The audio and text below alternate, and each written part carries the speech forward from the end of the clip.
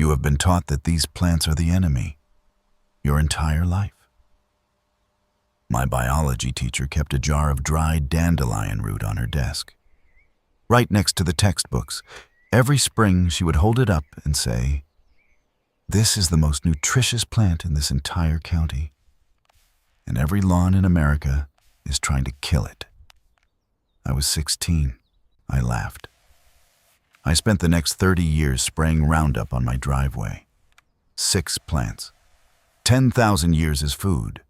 1 generation as poison. The American lawn care industry moves $114 billion a year. A significant portion of that money goes toward killing plants that contain more nutrition than anything you have ever planted on purpose.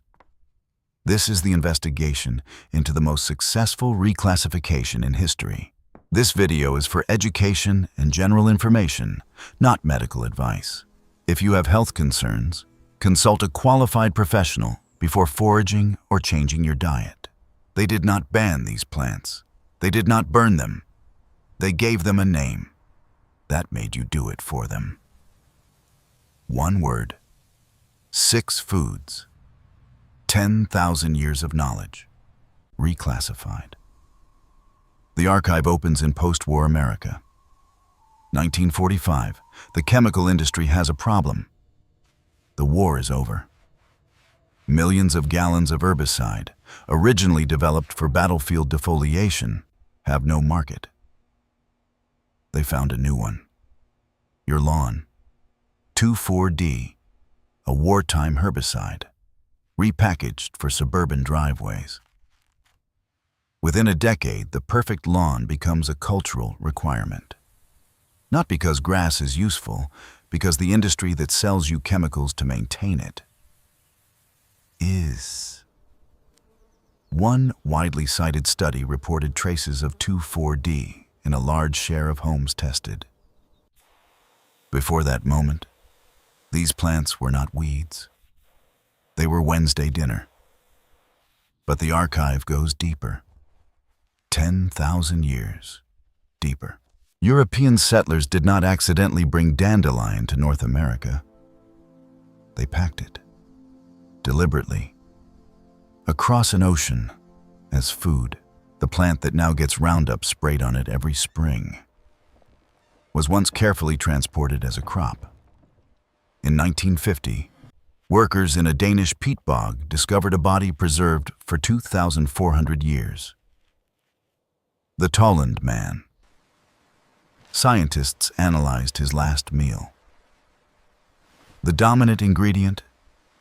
Chenopodium album. The plant most Americans call lamb's quarters. The plant you call a weed. Native American tribes across the continent cultivated it intentionally. Both the leaves and the seeds, before synthetic fertilizers existed. Roman farmers planted clover to restore depleted fields, not as decoration, as a crop, a deliberate, valuable crop. Across the Mediterranean and Asia, purslane was a staple. A plant so resilient it thrives in drought and heat and full neglect, conditions that kill your tomatoes. Sailors carried wood sorrel to prevent scurvy, vitamin C that grows in shade, and chickweed, the first food of spring, weeks before any cultivated vegetable can survive outside. A viewer wrote, "I used to collect dandelion leaves to eat with my Italian grandmother in the early 1960s. My wife and I still do this today. 3 generations. The grandparents knew. The parents sprayed. The grandchildren are rediscovering what was never lost, only renamed. These were not accidents. They were crops. So what changed? Not the plants, the language. After World War II, America built suburbs faster than any civilization in history, and every suburb needed a lawn. Not a garden, a lawn. The perfect lawn became a symbol of conformity, prosperity, and the American dream. And the same chemical industry that produced herbicides for war found a civilian market. 2,4-D, atrazine, glyphosate. Americans now apply more than 80 million pounds of pesticides to their lawns every year. More per acre than farmers use on crops. The United States lawn care industry is estimated in the tens of billions of dollars. And a significant portion of that money goes toward killing plants people once harvested as food. Here is what the archive uncovered. The word weed has no formal place in any plant taxonomy. No botanist has ever classified a species as a weed. It is not a scientific term. It is an economic label, a marketing category that turns free food into a problem, and a problem into a product. The product is the herbicide. The market is your lawn. And the casualty is 10,000 years of nutritional knowledge. Under the reference video for this investigation, 2 comments appeared side by side. One said, "Kill the bloody dandelions. They ruin a nice lawn. I can get nutrition other ways." The other said, "One summer when there was no rain, the dandelions were the only thing growing. I didn't have the heart to kill them." Same plant, same yard. 2 completely different relationships. One inherited the reclassification, the other remembered what came before it. But the plants do not care what you call them. They kept growing, and the science kept catching up. This is not a list. This is a forensic inventory of what the reclassification cost you. Number 1. Dandelion. Taraxacum officinale. USDA data. 100 grams of dandelion greens. Extremely high vitamin K and notable calcium and vitamin C compared to common salad greens. Many parts can be used: leaves, flowers, root. That root, roasted and dried, is sold in some health food stores. The plant itself costs nothing. It is growing in your driveway. Number 2. Purslane. Portulaca oleracea. One of the more omega-3 rich leafy plants people commonly cite. Some nutrition tables list a few hundred milligrams of alpha-linolenic acid per 100 grams. Purslane gives you that option for free, and it thrives in drought, heat, and full neglect. Number 3. Lamb's quarters. Chenopodium album. 4.2 grams of protein per 100 grams, more than spinach. Same plant family as quinoa, a Native American staple crop for thousands of years. Number 4. Wood sorrel. Oxalis. Vitamin C. Growing in shade, where nothing else survives. Heart-shaped leaves. Citrusy flavor. The scurvy killer that sailors relied on. Number 5. Clover. Trifolium. A nitrogen-fixing legume. It restores soil without synthetic fertilizer. Dried flowers sell for $8 to $15 per ounce at herbal retailers.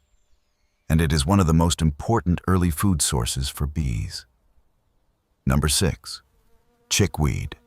Stellaria media. The spring superfood. It arrives before your garden thaws. February, March.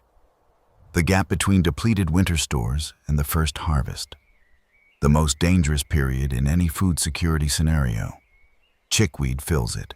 800 seeds per plant. Viable in soil for up to 10 years. Combined. These 6 plants can contribute omega-3 fats. Vitamin C.